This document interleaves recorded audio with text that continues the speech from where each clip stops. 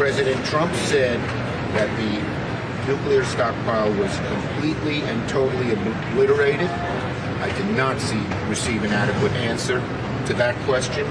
What was clear is that there was no coherent strategy, no end game, no plan, no detailed plan on how Iran does not attain a nuclear weapon.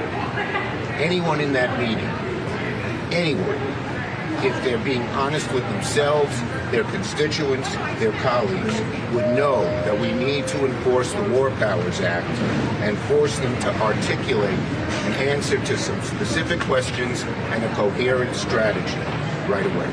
On the Kaine resolution, which will come up tomorrow night, you will vote now. Well, I'll say this. I love that man, and he's coming in from a very principled side, but I'm going to vote no on that, simply because I would never want to restrict any future president, Republican or Democrat, to do this kind of a military kind of exercise that was very successful. There's a real question as to why the Director of National Intelligence is not allowed to be in these briefings.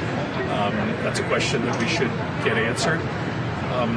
Listen, to me it still appears that we have only set back the Iranian nuclear program by a handful of months. There's no doubt there was damage done to the program, but the allegations that we have obliterated their program just don't seem to stand up to reason. I just do not think the president was telling the truth when he said this program was obliterated. There's certainly damage done to the program, but there is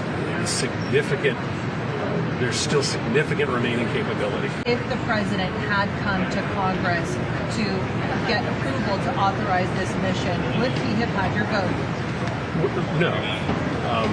Ultimately, the only way to truly constrain Iran's nuclear program is diplomacy. You cannot bomb knowledge out of existence. Let's talk one big, beautiful bill. We've heard you loud and clear. With a bill this big and this beautiful, it can be hard to understand exactly what's in it. This bill modernizes and overhauls our nation's air traffic control system so you feel safer when you are flying.